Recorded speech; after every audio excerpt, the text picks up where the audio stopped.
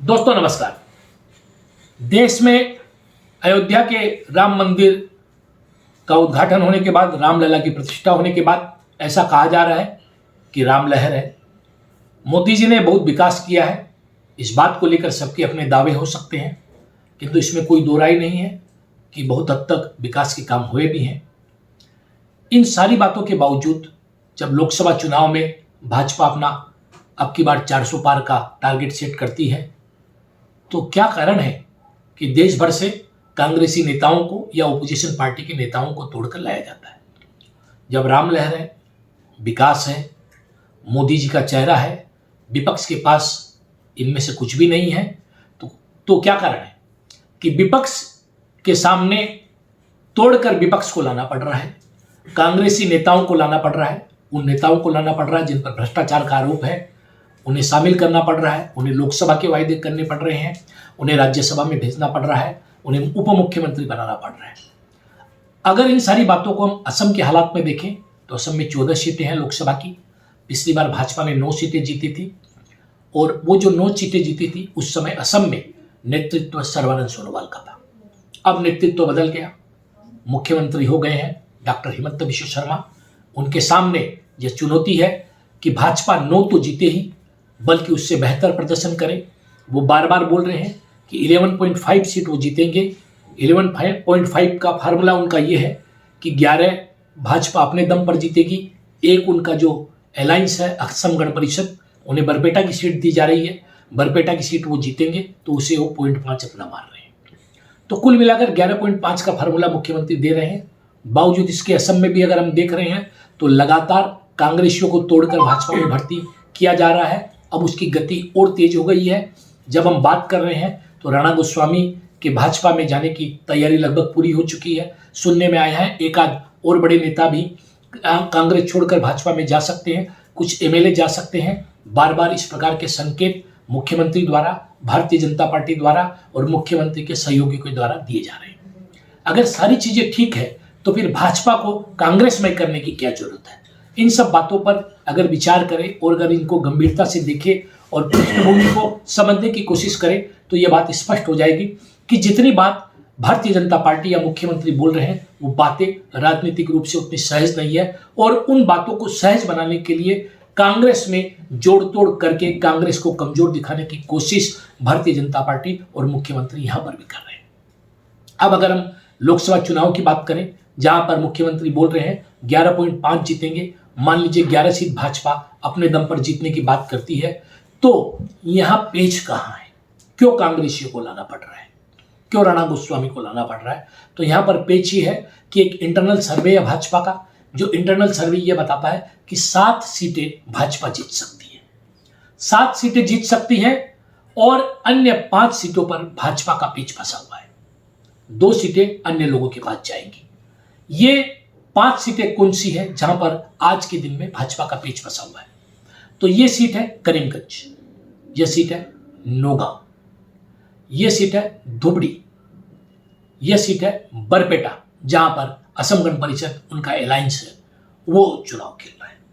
इसके अलावा अगर सीए बलवत होता है, सीए लागू किया जाता है और सीए का आंदोलन होता है, तो तमाम लाभार्थी योजना के बावजूद डिब्रूगढ़ और लखीमपुर जो सीट है वहां भी चुनाव की जो रिजल्ट है वह प्रभावित होने की गुंजाइश है। तो ऐसे परिवेश में भाजपा चाहती है कि पूरे कांग्रेस को जो है वो तोड़ दिया जाए, कांग्रेस को एकदम शक्ति विहीन प्रदर्शन किया जाए, ताकि लोगों के सामने विकल्प ही नहीं बचे और लोग जो है आकर मतदान करें सिर्फ भाजपा को, दल के रूप में सिर्फ भाजपा देखें।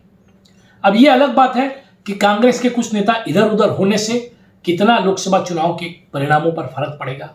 क्या लोग सीए को भूलकर भाजपा को वोट देंगे जैसा कि उन्होंने पिछली बार दिया, या फिर लोग एक बार फिर अपने विवेक का इस्तेमाल करेंगे, अपनी जो जाति की बात है, अपनी जो अस्मिता की बात है उसको ध्यान में रखेंगे और उनके पक्ष में मतदान करेंगे। इन सब घटनाओं को अगर हम हाल ही की कुछ और बयानों में देखें तो मुख्यमंत्री हिंदुत्व की बात तो एक तरफ करते ही हैं, वो हिंदुत्व की बात बोलते हैं, बहुत जोर से बोलते हैं, साथ में मुख्यमंत्री अन्य कुछ बातें भी बोलते हैं।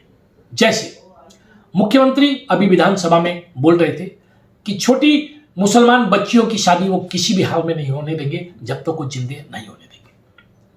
ये हिंदुत्व की बात बोलते हैं, हिंदू जनता के कंजम्पशन के लिए ये बात बोलते हैं, हिंदुत्व के लिए बोलते हैं। फिर जब वो बोलते हैं कि मारवाड़ी, बांग्लादेशी और बिहारी को वसुंधरा का पट्टा नहीं दिया जाएगा तो जातीयतावादी कार्ड खेलते हैं। असम की एक विडंबना रही है कि यहां व्यापार विरोधी मानसिकता को, हिंदी विरोधी मानसिकता को या हिंदी भाषी विरोधी मानसिकता को जातीयतावाद का पर्याय मान लिया गया है, जबकि यह बड़ी दुख की बात है। जातीयतावाद का इससे कोई लेना देना नहीं है। जातीयतावाद का अगर सीधा किसी से संपर्क है तो अभी सीए से, नागरिकता संशोधन कानून से। वो कानून अगर पास होता है तो यहां पर जिन लोगों को नागरिकता दी जाएगी उनकी नागरिकता से यहाँ के लोगों की राजनीतिक जो अधिकार है उनका हनन होगा। हिंदी भाषियों से कभी भी यहाँ के स्थानीय जो भूमिपुत्र हैं उनके अधिकारों का हनन नहीं हुआ, किसी भी क्षेत्र में नहीं हुआ। शांतिपूर्ण समुदाय है, उन्होंने कंधे से कंधा मिलाकर असम की उन्नति, असम के सर्वांगीण विकास के लिए काम किया है और कभी भी असम के हितों के खिलाफ या असमिया जाति के हितों के खिलाफ नहीं गए। किंतु दुख की बात यह है कि अभी जब कार्बी अंगलों में बात हो रही है, 1983 फैमिलियों को वहाँ से विस्थापित करने की बात हो रही है, जो आज़ादी के पहले से वहाँ रह रहे हैं, ब्रिटिश इंडिया के ज़माने से रह रहे हैं, उस ज़माने से रह रहे हैं जब वह भूमि जो है किसी के लिए संरक्षित नहीं थी, जनरल थी, उस समय से वो वहाँ पर रह रहे हैं। आज उनको विस्थापित करने की बात हो रही है और ये सिर्फ कथित जातीयतावाद के नाम पर हो रही है। ये 10,000 फैमिली अगर बात करें तो ये हिंदू फैमिली है। मुख्यमंत्री जब ये बात विधानसभा में कहते हैं कि हिंदुत्व जो है उनका वोट बैंक है, उन्हें मुसलमानों के वोट नहीं चाहिए, या फिर जब वो कहते हैं कि मुसलमान बच्चियों की शादी वो छोटी अवस्था में नहीं होने देंगे, तो उन्हें यह भी समझने की जरूरत है कि जिन 10,000 लोगों को विस्थापित करने की योजना सरकार बना रही है वो सारे के सारे हिंदू हैं। उसमें छोटे बच्चे भी हैं जिनका भविष्य अधर में लटक गया है या लटक जाएगा। वो परिवार है, गरीब परिवार जो मेहनत मजदूरी करके खाते हैं, उनका भविष्य अधर में लटक जाएगा। तो ये जितनी बातें हैं मुख्यमंत्री की, वो सारी राजनीति से प्रेरित है। मुख्यमंत्री के सामने समस्या ये है कि वो ज़्यादा से ज़्यादा सीट जीतना चाहते हैं, वो जीतें, किंतु इसके लिए वे हिंदी भाषी को टारगेट करें या हिंदी भाषी टारगेट हो तो ये बड़ी दुख की बात है। वो इस राज्य के मुखिया हैं, वे इस राज्य में रहने वाले 3 करोड़ 25 लाख लोगों के अभिभावक हैं। एक अभिभावक से यह कामना की जाती है कि वो अभिभावक सभी को संरक्षण देगा, सबको सुरक्षित रखेगा, भारत के नागरिक के रूप में उसे जीने का अधिकार देगा, सम्मान से रहने का अधिकार देगा। किंतु आज 10,000 हिंदी भाषियों के सम्मान से उनको वंचित किए जाने की बात हो रही है। आज 10,000 हिंदी भाषियों को उजाड़े जाने की बात हो रही है, वो जो अधिकारपूर्ण तरीके से वहां पर रह रहे हैं। तो यहां पर मुख्यमंत्री को विचार करने की जरूरत है। उन्हें कोई और रणनीति बनाने की जरूरत है जो मानवीय मूल्यों के साथ हो, किसी के मानवीय मूल्यों को हनन करने वाली नहीं हो, जैसे कि कार्बी अंगलों के हिंदी भाषियों के मूल्यों के हनन करने वाली है। राजनीति की लड़ाई चलती रहेगी। मानवीय मूल्य अगर हनन होते हैं तो एक बार वो निश्चित है कि ये जो 10,000 लोग हैं, इनकी गूंज बिहार, उत्तर प्रदेश, राजस्थान, हरियाणा आदि क्षेत्रों के चुनाव में भी सुनाई देगी, छत्तीसगढ़ में सुनाई देगी, झारखंड में सुनाई देगी। ये यहाँ 10,000 हो सकते हैं, किंतु वहां इनकी संख्या बहुत है। जब यहां पर भाजपा अगर इनको विस्थापित करेगी तो निसंदेह इसकी गूंज उन चुनाव में होगी जहां पर जीतने के बाद भाजपा दिल्ली में पहुंचती है। तो भाजपा के दिल्ली तक पहुंचने के सत्ता के रास्ते में कहीं ना कहीं यहाँ की ये जो जातीयतावादी रुख इन्होंने अपनाने की कोशिश की है, इसका खमियाजा भुगतना पड़ेगा। हिंदी भाषियों को उजाड़ने का खमियाजा कहीं ना कहीं भाजपा को भुगतना पड़ सकता है। तो अभी ही मुख्यमंत्री को समझने की जरूरत है, भाजपा को समझने की जरूरत है और सही कदम उठाने की जरूरत है जो राज्य के हित में हो, उनकी पार्टी के हित में हो और साथ साथ उन हिंदी भाषियों के हित में भी हो, मानवता के हित में हो। नमस्कार, वंदे मातरम, भारत माता की जय, जय। देखते रहिए नॉर्थ ईस्ट तक, सब्सक्राइब करना।